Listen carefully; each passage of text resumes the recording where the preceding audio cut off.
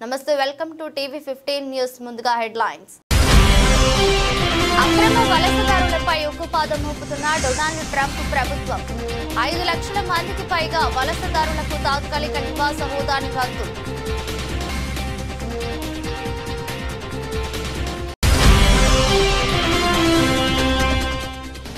దేశ రాజకీయాల్లో గ్రోక్ ప్రకంపనలు ప్రధాని మోదీకి ఇతర అధికార పక్ష కీలక నాయకులకు కొత్త తలనొప్పులు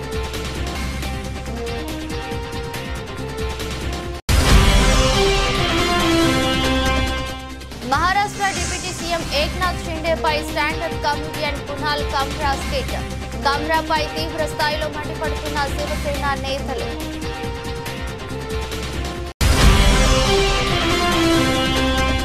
కెనడాలో మధ్యంతర ఎన్నికలకు నూతన ప్రధాని మార్క్ కార్నీ పిలుపు వచ్చే నెల 28న మొత్తం 343 పార్లమెంట్ స్థానాలకు ఎన్నికలు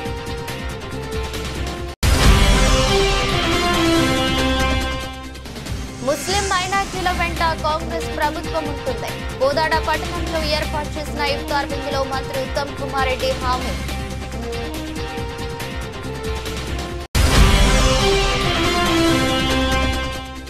నీ ప్రేమలో ఉంటే గాల్లో తేలినట్లుంది ట్రంప్ మాజీ కోడలితో టైగర్ వుడ్స్ డేటింగ్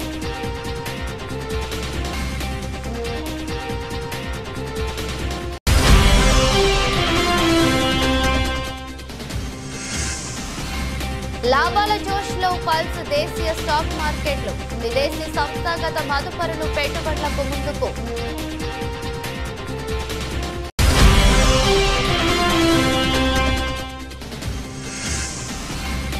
రియాకు మీడియా క్షమాపణలు చెప్పాలి రియా మిర్జా డిమాండ్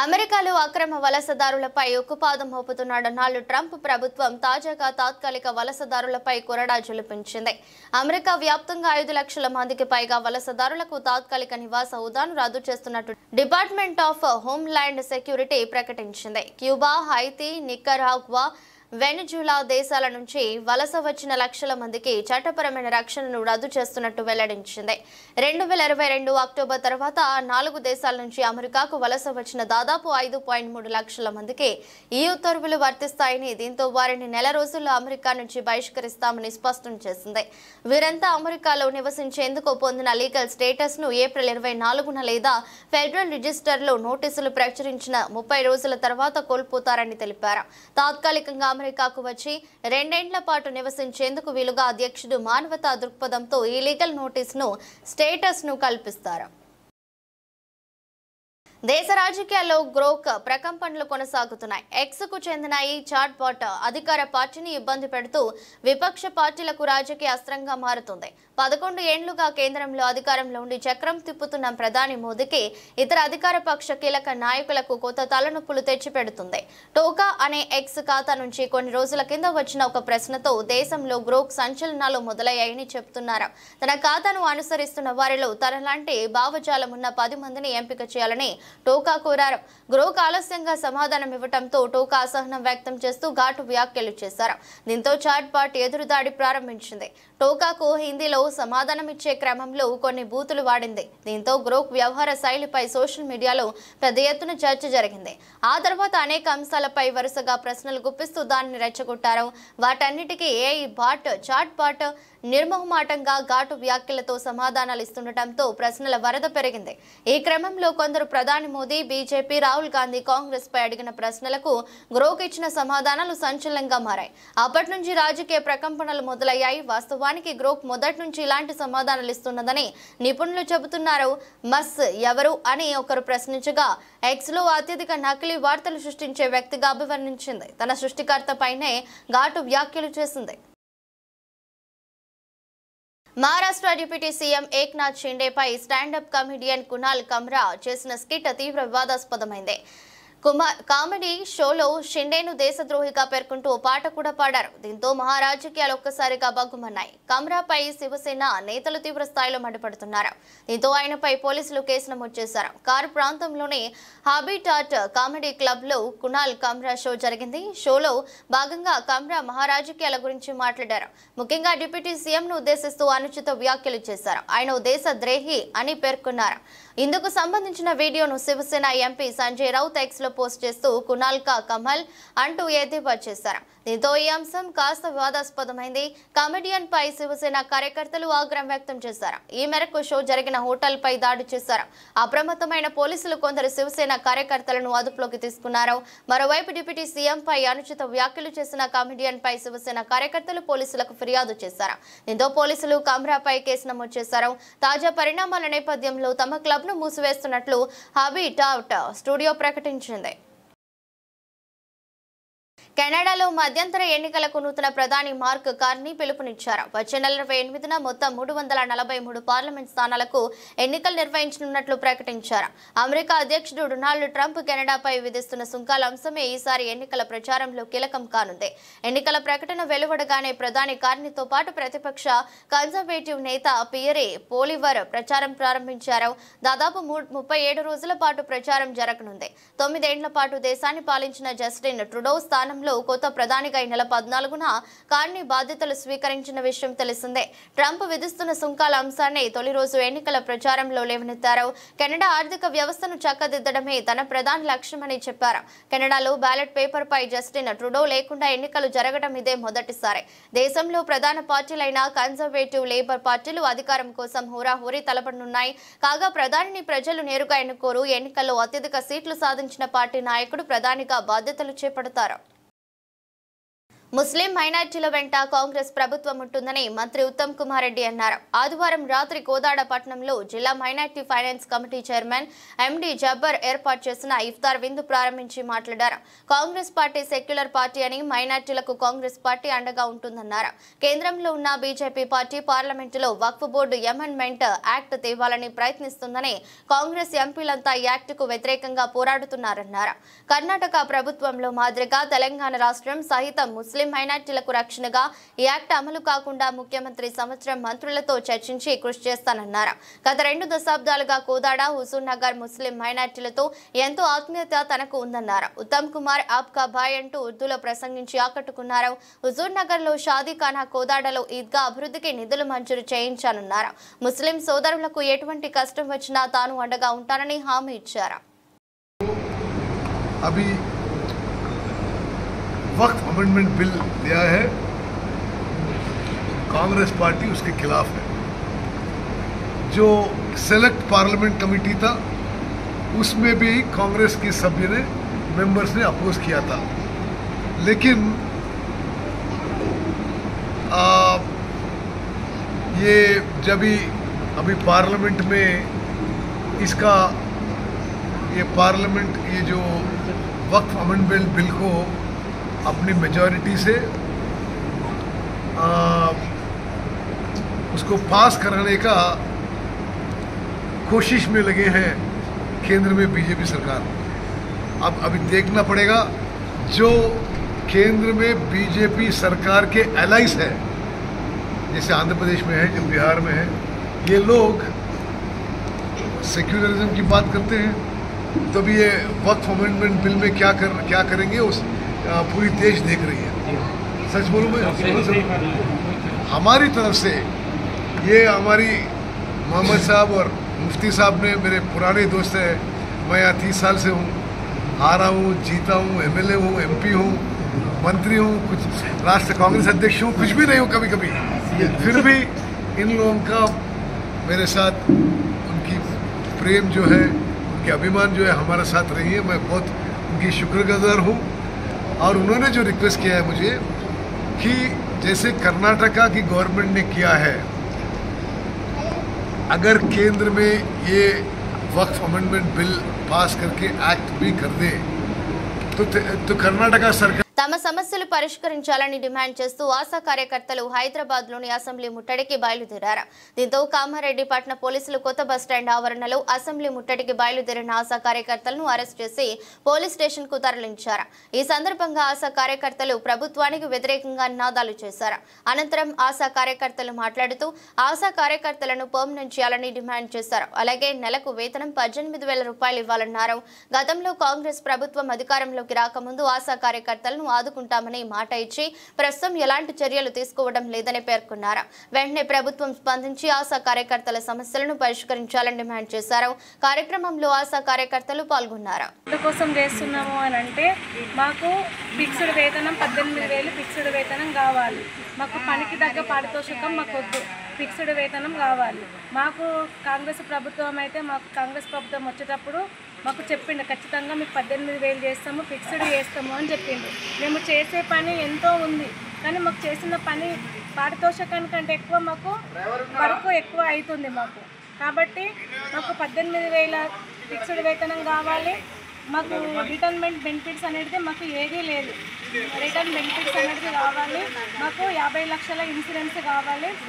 చనిపోయినప్పుడు వేరే వాళ్ళకి అసొంటివి డబ్బులు ఇస్తుంది. కనీసం మాకు మట్టి ఖర్చులు 50,000 కావాలని మా డిమాండ్స్ ఇవి. జాబ్ షాట్ కావాలి. ఎన్నో పనులు చెప్తుంది. ఆ పనులు కాకుండా మాకు ఈ పని అనేది మాకు జాబ్ షాట్ ఇస్తే ఆ పని ప్రకారంగా మేము చేస్తాం. పనికి తగ్గ పారితోషికమే అంటుంది అప్పటి నుంచి ఇప్పటిదాకా. పనికి తగ్గ పారితోషికం వద్దు మాకు.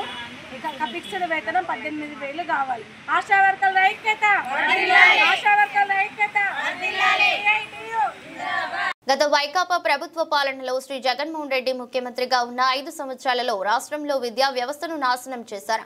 విద్యార్థుల పట్ల నిర్లక్ష్యం వహించి సకాలంలో ఫీజు రియంబర్స్మెంట్ కు నిధులు విడుదల చేయకుండా విద్యార్థులను తీవ్ర ఇబ్బందులకు గురి చేశారు. ఫీజు రియంబర్స్మెంట్ కు నిధులను ఇవ్వకపోవడంతో కళాశాలల యాజమాన్యం విద్యార్థులకు సర్టిఫికెట్లు ఇవ్వకుండా, హాల్ టికెట్లు ఇవ్వకుండా తీవ్ర ఇబ్బందులకు గురి చేశారు. విశ్వవిద్యాలయాల వైస్ ఛాన్సలర్ల ఎంపికలో కూడా రాజకీయాలకు ఆస్కారం లేకుండా నిపుణులను ఆయా రంగాలలో నిష్ణాతులైన వ్యక్తుల్ని వైస్ ఛాన్సలర్లుగా నియమించడానికి చర్యలు తీసుకున్నారు. వైకాపా పాలనలో విశ్వవిద్యాలయాలను రాజకీయ పునరావాస కేంద్రాలుగా మార్చి తమ ఇష్టానుసారంగా తమకు కావాల్సిన వారిని వైస్ ఛాన్సలర్లుగా నియమించి వారిచే రాజకీయ కార్యక్రమాలు కూడా చేయించారు. కూటమి ప్రభుత్వ పాలనలో అలాంటి విధి విధానాలు స్వస్తి పలకడం జరిగింది. విద్యార్థులంతా కూడా వాస్తవాలను గ్రహించి కూటమి ప్రభుత్వానికి సహకరించవలసిందిగా కోరుతున్నారు. ఫీజు రియంబర్స్మెంట్ గా చేసిన ఖర్చు ఎంత అంటే 6,430 కోట్ల రూపాయలు. టీడీపీ ప్రభుత్వ పాలనలో 10,136 కోట్ల రూపాయలు ఖర్చు చేస్తే అదే జగన్మోహన్ రెడ్డి గారి ప్రభుత్వం అధికారంలో ఉన్నప్పుడు 6,430 కోట్ల రూపాయలు మాత్రమే ఖర్చు చేయడం జరిగింది. అదేవిధంగా 2014-19 మధ్య టీడీపీ పాలనలో 4,923 మందిని విద్యార్థులను విదేశాలకు పంపే విధంగా ఏర్పాట్లు చేస్తే మరి 2019-24 మధ్య జగన్మోహన్ రెడ్డి గారి ప్రభుత్వ పాలనలో కేవలం 116 మందిని మాత్రమే విదేశాలు పంపించే చర్యలు తీసుకోవడం జరిగింది. ఈ విధంగా చూసినప్పుడు జగన్మోహన్ రెడ్డి గారి ప్రభుత్వ పాలనలో విద్యార్థులను దగా చేశారు, మోసం చేశారు. ఫీజు రియంబర్స్మెంట్ బకాయిలు ఇవ్వకుండా, వారికి కావాల్సినటువంటి సౌకర్యాలు జరపకుండా వారిని నిర్లక్ష్యం చేశారు. విద్యా వ్యవస్థను భ్రష్టు పట్టించారు. ఉపాధ్యాయులను మద్యం షాపుల ముందర కాపలా కాసే పరిస్థితి కూడా తీసుకురావడం జరిగింది. ఈరోజు నారా లోకేష్ గారు వచ్చిన తర్వాత తన అన్న వైసీపీ అధినేత జగన్ పై ఏపీ కాంగ్రెస్ చీఫ్ షర్మిల మరోసారి విమర్శలు గుప్పించారు. డీలిమిటేషన్ పై జగన్ మాట్లాడకుండా మౌనంగా ఉన్నారని, ఆయన మౌనానికి అర్థం నియోజకవర్గాల పునర్విభజనపై ప్రధాని మోదీకి మద్దతు ఇవ్వడమేనా అని ఆమె ప్రశ్నించారు. జగన్ మౌనంగా ఉన్నారంటే పరోక్షంగా డీలిమిటేషన్ కు మద్దతు ఇచ్చినట్టేనని అన్నారు. డీలిమిటేషన్ వల్ల దక్షిణాది రాష్ట్రాలకు తీవ్ర అన్యాయం జరుగుతుందని చెప్పారు. ఈ విషయంలో దక్షిణాది రాష్ట్రాల పోరాటానికి ఏపీ కాంగ్రెస్ పూర్తి మద్దతు ప్రకటిస్తుందని తెలిపారు. అందరూ కలిసి ఐక్యంగా పోరాటం చేస్తేనే మోదీకి బుద్ధి వస్తుందని చెప్పారు. డీలిమిటేషన్ పై CM Chandrababu, deputy CM Pawan Kalyan మౌనం వహించడం ముమ్మాటికి రాష్ట్ర ప్రజలను మోసం చేయడమేనని విమర్శించారు. డీలిమిటేషన్ పై చంద్రబాబు, పవన్ మాట్లాడాలని డిమాండ్ చేశారు. రాజకీయాలను పక్కన పెట్టి టీడీపీకి జనసేన, వైసీపీ డీలిమిటేషన్ కు వ్యతిరేకంగా ముందుకు రావాలని కోరారు. జగన్మోహన్ రెడ్డి గారు మొన్న నేను బాలకృష్ణ గారి బిల్డింగ్ నుంచి ఆ ఐపీ అడ్రస్ నుంచి నా మీద తప్పుడు ప్రచారం జరిగింది అని కేసు పెట్టాను, కావాలంటే నా మాటల్లోనే వినండి అని జగన్మోహన్ రెడ్డి గారు చాలా ఎంటర్టైనింగ్గా ఒక వీడియో క్లిప్ని కూడా అందరికీ చూపించడం జరిగింది. చాలా సంతోషం. కానీ జగన్మోహన్ రెడ్డి గారు మీకు నిజంగానే చెల్లెల మీద ప్రేమ ఉండుంటే మీకు బాలకృష్ణ గారో లేక బాలకృష్ణ బిల్డింగ్ ఐపీ అడ్రస్ నుంచో మీ చెల్లెల మీద తప్పుడు ప్రచారం జరిగింది అని మీరు నమ్మింటే, మీకు తెలుసుంటే, మరి మీరు 5 సంవత్సరాలు ముఖ్యమంత్రిగా ఉన్నారు కదా, ఆ ఇష్యూ జరిగిన తర్వాత 5 సంవత్సరాలు మీరు ముఖ్యమంత్రిగా ఉండి ఏం గాడిదలు కాశారండి? ఎందుకు ఎంక్వైరీ వేయలేదు బాలకృష్ణ మీద? మీరు ఇప్పుడు చెల్లెల మీద ప్రేమ ఉన్నట్టు మీరు మాట్లాడుతున్నారే. మీకు నిజంగానే చెల్లెల మీద ప్రేమ ఉంటే ఏ ఇష్యూ అయితే బాలకృష్ణ బిల్డింగ్ నుంచి అప్పుడు జరిగిందో ప్రభాస్కు నాకు సంబంధం ఉంది అని, అదే ఇష్యూని గత 5 సంవత్సరాలలో మీ సైతాన్ సైన్యం మీ సోషల్ మీడియాలో మీరు వాడుకోలేదా? నేను ఏ రోజైతే కేసు పెట్టానో, ఇలా జరిగింది, నా మీద తప్పుడు ప్రచారం జరుగుతుంది అని ఏ రోజైతే కేసు పెట్టానో ఆ రోజే నేను ప్రభాస్ అన్న వ్యక్తిని ఇంతవరకు చూడలేదు అని చెప్పాను.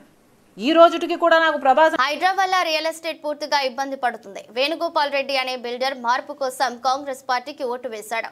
ఆ మార్పు అతని ఆత్మహత్యకు కారణమైందని బీఆర్ఎస్ ఎమ్మెల్యే కేపీ వివేకానంద అన్నారు. అవునా అధ్యక్ష, ఈరోజు రియల్ ఎస్టేట్ గురించి తప్పకుండా చెప్పాల్సిన అవసరం ఉంది అధ్యక్ష. నేను గత అసెంబ్లీ సమావేశాల్లో కూడా నేను మంత్రి గారు కూడా చెప్పాను, సార్ మీరు తీసుకున్న కొన్ని నిర్ణయాలతో, సరే కొన్ని నిర్ణయాలు ఇండస్ట్రియల్గా వచ్చే పెట్టుబడులకి ఇబ్బంది ఉన్నా ఈ హైడ్రా అనే దానితో ఈ రియల్ ఎస్టేట్ పూర్తిగా ఇబ్బంది పడుతుందని చెప్పి మరి గతంలో చెప్పడం జరిగింది అధ్యక్ష. మా దగ్గర వేణుగోపాల్ రెడ్డి అనే బిల్డర్ అధ్యక్ష, వారి సిస్టర్కి గత అసెంబ్లీ ఎలక్షన్స్లో ఫోన్ చేసి మనం ఈసారి మనము కాంగ్రెస్ పార్టీకి ఓటేయాలని చెప్పేసి వాళ్ళ సిస్టర్కి చెప్తే, సిస్టర్ ఎందుకు అని వాళ్ళ బ్రదర్ని అడుగుతుంది అధ్యక్ష, బిల్డర్ని. మనం మార్పు కావాలి అని చెప్పేసి ఆయన చెప్తాడు అధ్యక్ష. వేణుగోపాల్ రెడ్డి మొన్న చనిపోయింది అధ్యక్ష, ఆత్మహత్య చేసుకున్నాడు.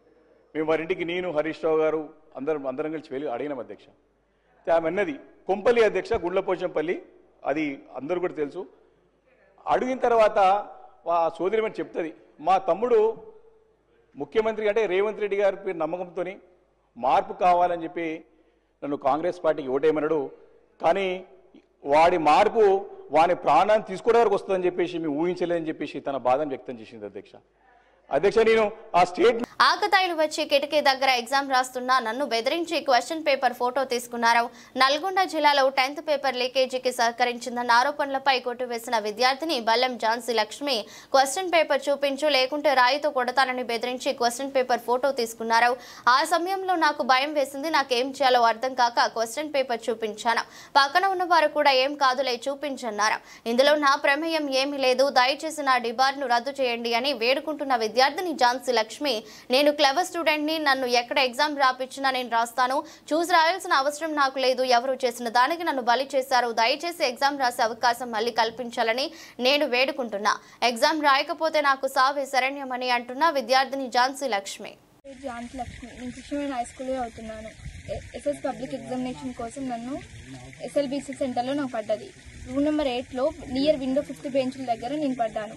అక్కడ ఉన్న ఒకసేపు అయిన మేడం ఓఎంఆర్ షీట్ అని క్వశ్చన్ పేపర్ ఇచ్చిన తర్వాత ఒక అన్ఎక్స్పెక్టెడ్ వ్యక్తి వచ్చి ఆ ఫోటో తీసుకోవడం జరిగింది. అది ఆ టైంలో ఎలా జరిగిందో భయపెట్టించింది, నన్ను బాగా భయపెట్టించి ఆ టైంలో నాకు ఏం చేయాలో కూడా అర్థం కాలేదు. అర్థం కాని ఫోటో తీసుకుని వెళ్ళారు. ఆ తర్వాత నేను తెలుగు ఎగ్జామ్ రాసుకుని వచ్చా. తెలుగు ఎగ్జామ్ రాసుకుని రాగానే ఇంటికి వచ్చిన 1-2 అవర్స్ లోపల పోలీసు వాళ్ళు వచ్చారు. నువ్వు మాల్ ప్రాక్టీస్ చేస్తావు, అది చేస్తావు, ఇది చేస్తావు అని చాలా మాట్లాడారు. ఏది చేయలేదు సార్. నాకు ఆ వ్యక్తి ఎవరో కూడా నాకు తెలియదు, పర్సన్ ఎవరో కూడా తెలియదన్నా కూడా ఎంత వినకుండా నన్ను పోలీస్ స్టేషన్కి, నన్ను మా ఫాదర్ని ఎగర్కల్ పోలీస్ స్టేషన్కి కాల్లో తీసుకెళ్ళడం జరిగింది. అక్కడ చాలా క్వశ్చన్స్ అడిగారు, చాలా క్వశ్చన్స్ అడిగారు. నువ్వు నీకు తెలుసా, ఆ పర్సన్ తెలుసా అని తెలియదు సార్. ఎంత చెప్పినా వినలేదు వాళ్ళు. మళ్ళీ 9:30 దాకా నేను అక్కడనే ఉన్నాను. పోలీస్ వాళ్ళు 9:30 దాకా నన్ను మా ఫాదర్ని కూర్చోబెట్టారు. తర్వాత ఒక 10 దాకా 10:30కి నేను మా ఇంటికి వచ్చేసాను. నేను వచ్చిన తర్వాత వాళ్ళు ఏం భరోసా ఇచ్చారంటే, మీరు ఏం కాదు, ఎగ్జామ్స్కి ఏ ప్రాబ్లం ఉండదు, మీరు అన్ని రాసుకోవచ్చు, అన్ని ఎగ్జామ్స్ రాసుకోవచ్చు, జస్ట్ విచారణ కోసం మీరు ఇంటికి పోలీస్ స్టేషన్ తీసుకురావాలని చెప్పారు. విచారణ కోసం ఏం కాదు, ఎగ్జామ్స్ అన్ని రాసుకోవచ్చు అని నాకు మా ఫాదర్కి భరోసా ఇచ్చి పంపించారు.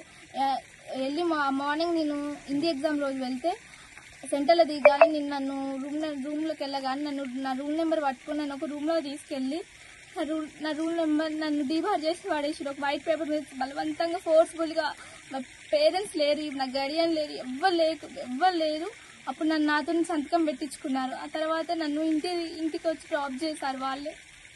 ప్లీజ్ నన్ను అధికారులు, కలెక్టర్ గారు, డిఎస్పీ గారు నాకు న్యాయం చేయాలని కోరుకుంటున్నారు. భద్రాచలంలో ఏప్రిల్ 6న జరగనున్న సీతారాముల కళ్యాణానికి తెలుగు రాష్ట్రాల్లోని వివిధ ప్రాంతాల్లో భక్తి శ్రద్ధలతో గోటితో వలిచిన కోటి తలంబ్రాలను భక్తులు సమర్పిస్తున్నారు. జయశంకర్ భూపాలపల్లి జిల్లా గణపురం మండలం చెల్పూరు గ్రామానికి చెందిన భక్త రామదాసు భక్త మండలి గత 7 సంవత్సరాలుగా సీతారాముల కళ్యాణానికి కోటి తలంబ్రాలను సమర్పిస్తున్నారు. ఏడాది జరగనున్న సీతారాముల కళ్యాణానికి 8వసారి కోటి తలంబ్రాలను సమర్పించారు. భక్త రామదాసు భక్తి మండలి సంఘం అధ్యక్షుడు తిరుపతి ప్రతి ఏటా వరి ధాన్యాన్ని తీసుకువచ్చి సీతారాముల ఎదుట పూజలు నిర్వహించి వారి పొలంలో ప్రత్యేకంగా పంటను పండించి వడ్లను మహిళా భక్తులందరికీ పంపిణీ చేసి శ్రీరామ నామ స్మరణలతో కోటి తలంబ్రాలను తయారు చేపిస్తున్నారు. ఈ ఏడాది 130 కేజీల గోటితో వలసిన కోటి తలంబ్రాలను సీతారాముల కళ్యాణానికి సమర్పించారు. జయశంకర్ భూపాలపల్లి, హైదరాబాద్, వరంగల్లోని మహిళలకు వడ్లను పంపిణీ చేసి కోటి తలంబ్రాలను ఒలిపిస్తున్నట్లు తెలిపారు. ఈ రోజు సుమారు 200 మంది భక్తులు భద్రాచలం చేరుకుని రామనామ స్మరణలతో కోటి తలంబ్రాలను స్వామి వారికి సమర్పించారు. కావలి ఎమ్మెల్యే దగ్గుమాటి వెంకట కృష్ణారెడ్డి ఇఫ్తార్ విందులో పాల్గొన్నారు. కావలి పట్టణంలోని జెండా చెట్టు సెంటర్ వద్ద గల మసీదులో జరిగిన ఇఫ్తార్ విందు కార్యక్రమంలో ఆయన పాల్గొని స్వయంగా వడ్డించారు. ముందుగా మసీదులో నిర్వహించిన ప్రత్యేక ప్రార్థనల్లో ఆయన పాల్గొన్నారు. అల్లా ఆశీస్సులు ప్రజలందరికీ ఉండాలని కోరుకున్నారు. ఈ నెల 28వ తేదీ ఎమ్మెల్యే ఆధ్వర్యంలో ఆయన నివాసం వద్ద నిర్వహించే ఇఫ్తార్ విందు కార్యక్రమంలో నియోజకవర్గంలోని ముస్లింలందరూ పాల్గొనాలని పిలుపునిచ్చారు. ముస్లిం సోదరులు ఏర్పాటు చేసిన చలివేంద్రంను ఆయన రిబ్బన్ కట్ చేసి ప్రారంభించారు. కార్యక్రమంలో కావలి పట్టణ టీడీపీ అధ్యక్షులు గుత్తికొండ కిషోర్ బాబు, ప్రధాన కార్యదర్శి జ్యోతి బాబురావు, కండ్లగుంట మధుబాబు నాయుడు, ముస్లిం సోదరులు, స్థానిక టీడీపీ నాయకులు, కార్యకర్తలు పాల్గొన్నారు. కావలి నియోజకవర్గంలో ఉన్నటువంటి మన సోదరులందరూ కూడా ఈ పవిత్ర మాసంలో ఉపవాసాలు నిర్వహించి అల్లా ఎడల ఎనలేని భక్తి శ్రద్ధలను పవిత్రతను కాపాడుతున్న ప్రతి ముస్లిం సోదరులకి నా శుభాకాంక్షలు, అభినందనలు తెలియజేస్తూ ఈ 30 రోజుల పాటు మీరు నిర్వహించేటువంటి ఈ ఉపవాసంలో కావలి నియోజకవర్గ ప్రథమ పౌరుడిగా నా ఆత్మ బంధువులైనటువంటి ముస్లిం సోదరులందరినీ కూడా ఆదరించాలి, గౌరవించాలి, ఆహ్వానించాలి. వారి అందరితో కలిసి ఒకసారి ఇఫ్తార్ చేయాలనేటువంటి ఆలోచనతో ఈ రోజున కావలి నియోజకవర్గంలో ప్రతి మసీదు కూడా లేఖలు పంపడం జరుగుతుంది. తప్పకుండా దీన్నే ఆహ్వానంగా మన్నించి అల్లా ఎడల భక్తి శ్రద్ధలతో మీ సోదరుడుగా నేను ఉన్న విషయం మీ అందరికీ కూడా తెలుసు. తప్పకుండా ఈ నెల 28వ తేదీన మా ఇంటి యందు మీరందరూ వచ్చి ప్రార్థనలు చేసి విందు ఆరగించి ఇఫ్తార్ని సక్సెస్ చేయవలసిందిగా ముస్లిం సోదరులందరినీ కూడా ఈ సందర్భంగా ఆహ్వానిస్తున్నా. ఇది కావలి నియోజకవర్గానికి ఒక సాంప్రదాయానికి ప్రతీకగా ముస్లిం సోదరులందరినీ గౌరవించుకోవడం నా బాధ్యత. మీ అందరూ భక్తి శ్రద్ధలతో ఉన్నప్పుడు మీకు అన్ని సౌకర్యాలు చూపించడం నా కర్తవ్యం. అందులో భాగంగా మీరందరూ ఈ పవిత్రమైన మాసములతో మీరు మా ఇంటికి వచ్చి మా ఇంటిని పునీతం చేసి పవిత్రమైన మీ మనసుతో మమ్మల్ని ఆశీర్వదించని చెప్పి సందర్భంగా ముస్లిం సోదరులందరినీ కూడా ఆహ్వానిస్తూ తప్పకుండా ప్రతి ఒక్కరూ ఇఫ్తార్ విందుకి మా ఇంటికి విచ్చేయవలసిందిగా ప్రతి ఒక్కరు దేశీయ స్టాక్ మార్కెట్లు లాభాల జోష్లో ఉన్నాయి. విదేశీ సంస్థాగత మదుపరులు పెట్టుబడులకు ముందుకు రావటం కలిసొచ్చింది. నిజానికి అమెరికా అధ్యక్షుడు డొనాల్డ్ ట్రంప్ సుంకాల హెచ్చరికలు మార్కెట్ సెంటిమెంట్ ను బాగానే దెబ్బతీశాయి. అయితే ఈ ప్రభావం నుంచి తేరుకున్న ఇన్వెస్టర్లు గత వారం కొనుగోళ్లకు మద్దతు ఇచ్చారు. దీంతో అంతకుముందు వారం ముగింపుతో చూస్తే బాంబే స్టాక్ ఎక్స్చేంజ్ ప్రధాన సూచీ సెన్సెక్స్ 3,76.60 పాయింట్లు ఎగబాకి 76,905.51 వద్ద నిలిచింది. నేషనల్ స్టాక్ ఎక్స్చేంజ్ సూచీ నిఫ్టీ 953.20 పాయింట్లు ఎగిసి 23,350.40 దగ్గర ముగిసింది. అయితే గత వారం వరుస లాభాల్లో ఉండటంతో ఈ వారం మదుపరులు లాభాల స్వీకరణకు దిగే వీలుందన్న అంచనాలు గట్టిగా వస్తున్నాయి. కానీ డాలర్తో పోలిస్తే రూపాయి మారకం విలువ స్థిరంగా బలపడుతుండటంతో మార్కెట్లు పరుగులు పెట్టించవచ్చని కూడా పలువురు అభిప్రాయపడుతున్నారు.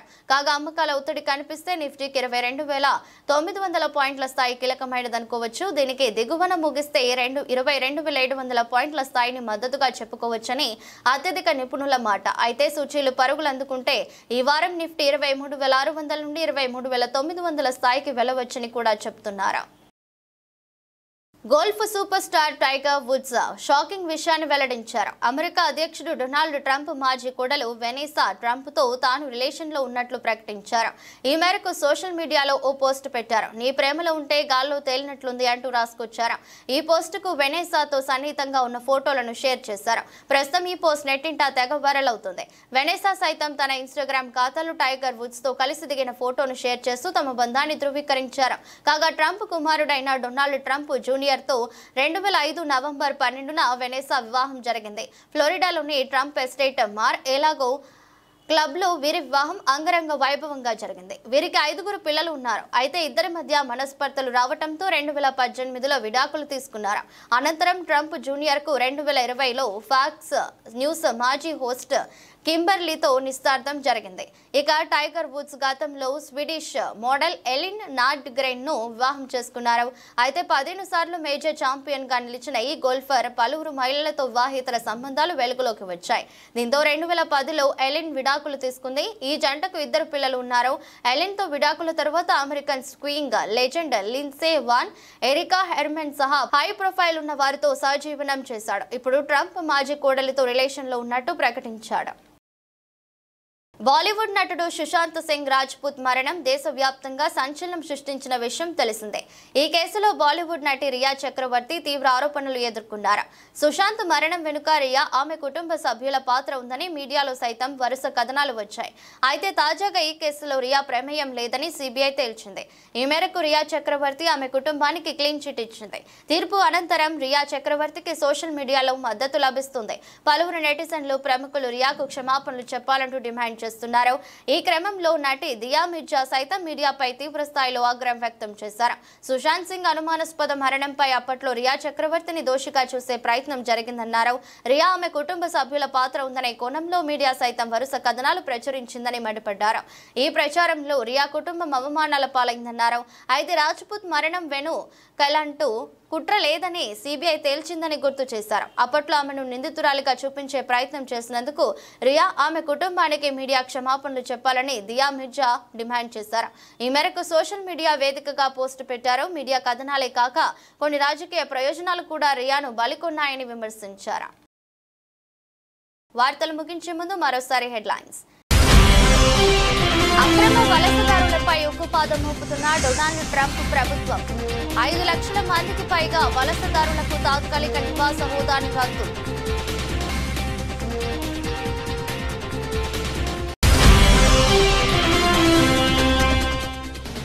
దేశ రాజకీయాల్లో గ్రోక్ ప్రకంపనలు. ప్రధాని మోదీకి ఇతర అధికార పక్ష కీలక నాయకులకు కొత్త తలనొప్పులు.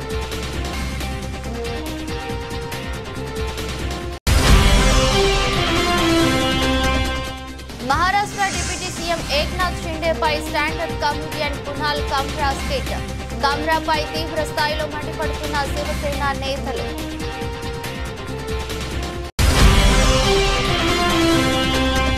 కెనడాలో మధ్యంతర ఎన్నికలకు నూతన ప్రధాని మార్క్ కార్నీ పిలుపు. వచ్చే నెల 28న మొత్తం 343 పార్లమెంట్ స్థానాలకు ఎన్నికలు.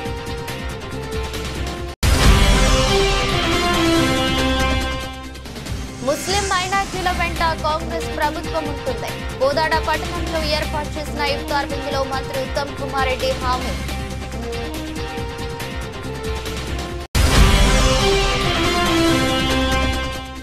నీ ప్రేమలో ఉంటే గాల్లో తేలినట్లుంది. ట్రంప్ మాజీ కోడలితో టైగర్ వుడ్స్ డేటింగ్.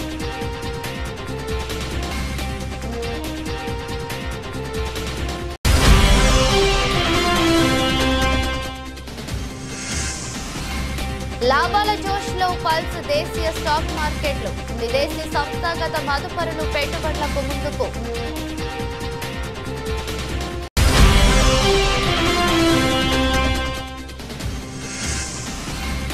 రియాకు మీడియా క్షమాపణలు చెప్పాలి. రియా మిర్జా డిమాండ్.